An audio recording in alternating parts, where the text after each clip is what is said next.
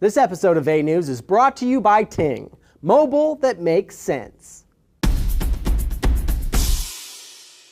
Hey, what's up guys, I'm Alex Farnham and this is Animalist News. Now things happen in the world that are so sad, animals must even want to cry, but what if they can't? Take dogs for example. Have you ever witnessed your dog weeping when his favorite toy was lost? No, you haven't. But nothing says that dogs can't physically produce tears. Most animals can, yet they don't cry like we do. Case in point, caimans cry, but it's not because they're emotional. What's actually happening is air forces its way through the reptile's sinuses where it mixes with tears and then pours out into the eyes. Now that's not nearly as heartwarming. For animals to cry human tears, it would require an eye anatomy similar to ours and a brain structure that can process emotions. So even though dogs are social and have similar eyes, they don't have a wide range of emotions like humans. We, on the other hand, have hundreds of emotions because we can reflect on the past and think about how we're gonna feel in the future. Humans can even get emotional about fictional ideas such as movies and books. Like that one time in Lion King. Sorry, gets me every time. Simba.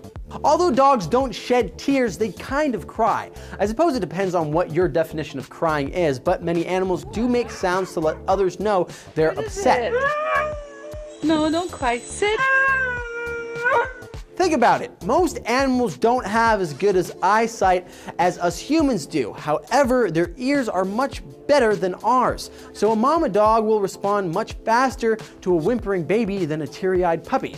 Also, lots of animal parents don't keep a close eye on their young. While your mom didn't let you cross the road until you were like 7 years old, other animal moms leave their infants for days. If a baby is out of sight, tears are not going to do anything. But a loud cry, on the other hand, might get a parent's attention. Either way, researchers have discovered that most baby mammals and birds will cry when being separated from their moms. But again, it's less of a, oh, I miss my mommy feeling and more of a, holy shit, I'm alone, don't let me die.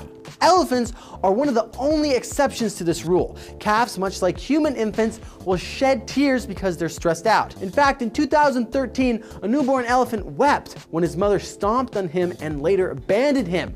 While that's not as emotional as crying because you lost your job, stress is an emotion. They can even understand and relate to another individual's pain and suffering, which is even more complex. As elephants get older, their tears reflect feelings of sadness and mourning. Not really a surprise considering they are also one of the only animals besides humans who bury and grieve for the dead. So why are we some of the only animals who really cry? Scientists have many theories. One is that tears keep the eyes wet and therefore free from harmful bacteria. Another suggests that crying shows aggressors that we mean no harm. But the most popular theory is that tears and other nonverbal clues are simply essential for human communication since we can't hear very far. Now let's take a second to thank Ting for making our show possible. Ting is a new mobile service that only charges you for the time you actually use it. It's actually a pretty sweet service. They don't lock you into a contract or even make you pick a plan. So go to anews.ting.com and click on the savings calculator to see how much Ting can save you over the next 2 years. And remember, every visit to the link helps support Animalist News. So what I want to know now is, when was the last time you cried and why did you cry? Let me know in the comments below. Check out these other episodes over here, subscribe, and come back every day for more Animalist News. See you here in Mammals next time.